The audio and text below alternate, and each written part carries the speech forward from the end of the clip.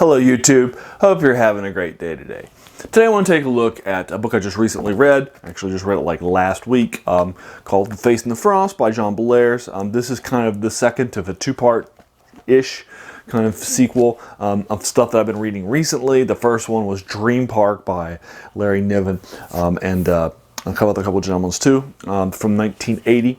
This is 1969's book, The Face in the Frost. I'd never heard of it before I read it.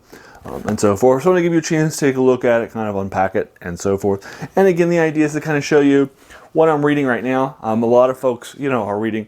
A lot of times I'll be bringing to you classics or stuff that I've read when I was in college or high school, or 10 years ago, 5 years ago, last year, something like that. So I think it's fun to also take a look at some of the things I'm reading right now, what I think about them and such, and also to kind of show you that my fascination with these three genres, horror, science fiction, and fantasy, and particularly some of the stories that inspired them, the classics that are out there that are forgotten, is an ongoing one, and one in which I'm still continuing to push myself. So these are examples of books I've just read, either the last week, in the case of this one, or the one before that. So again, we're going to be starting with Face in the Frost by John Bellairs. Now, let's take a look about where the book is, where I came up with my inspiration for it, and why you might be interested in checking it out. So John Bellairs is apparently a young adult writer for the most part. This will be his first book. It's published in '69. He writes it very quickly after he kind of pushes back against some of the common ways that wizards are portrayed in some of the various medium and so forth. He writes it and then publishes it. And it has some influences. I came across this book when I was reviewing Gary Gygax's Appendix N. For those of you who may not know, when Gary Gygax was creating Dungeons & Dragons, he actually created a number of sources for his game and where the inspiration from that game came from. And that set of sources was in the appendix labeled Appendix N in the first Dungeon Master's Guide. And the idea was to let people know where the sources had come from, where you could go as somebody who's running a game to kind of get inspiration from the same sources so that you can get ideas for your games and such. And so many of these are actually pre-Tolkienian in their, and so things like Paula Anderson's 3 Hearts and 3 Lines, which we looked at recently, Fritz Lieber, John Vance, and some other stuff out there too. And this story was actually on the Appendix N, but I never heard of it before. And that's The Face in the Frost by John Bellairs. And so I said, well, let's take a look at it and see what I think. And I do see where there probably was some stuff from this book, from the wizards, and how they're portrayed kind of more realistically in here, more down to earth in here. They have difficulties and struggles and such. And this is kind of a little bit of a wizard buddy story. So I get that. But at the same time, I don't feel like it's not this lost treasure classic like I think Hero's Journey is, which I've reviewed for you in the past. I'll actually link it to you below, which was on the Appendix N. Never heard of it and loved it to death. And it had so many different things in it that Dungeons & Dragons took that I don't think had been actually given credit for, like the concept of leveling up, the druid class, the way psionics work, and a lot of other things in there too. So I don't think that Hero's Journey has been given the credit that it should, even though it's on Appendix N. I think it's a lost classic. But this one I think is just okay. I don't think it has as many sort of things that you got from it. I do think, though, when you start asking yourself, why weren't the wizards in Dungeons & Dragons more like Gandalf, a famous wizard, or Merlin, or something like that? I think this will be one of the reasons why. I think Jack Vance is a stronger reason why. But I think this is also one, too, that they are portrayed as more down-to-earth and such. So let's kind of take a look. So this is set in sort of a fantasy kingdom. Now, I'm going to let you know right up front, it's a very quick read. I read it in one day. I probably took about another 45 minutes than I probably thought it was going to. It's not something that holds you down for a while, even though it was written a while ago and it's short. There were times when I kind of got a little lost in thought because I wasn't as captured by the story as I normally am when I'm reading something, just so you know. So I wasn't as enamored as I normally am. And so I'm not going to go back and read something by John Bellairs again, unless you hand it to me and said, this is really good and I trusted you. But this one, I enjoyed the fact that I read it, added it to my list and such. So let's take a look at it. So what this story is trying to do, it's basically a comedy that's and a self-aware one that's basically a buddy comedy set in this fantasy world with two wizards named Prospero and Roger Bacon, who are not Prospero and Roger Bacon that you know, but just using those names so you know up front what kind of story it's going to be trying to be. It has these dramatic moments that will suddenly be, sort of shattered by comedy. And such. That happens pretty regularly throughout the story.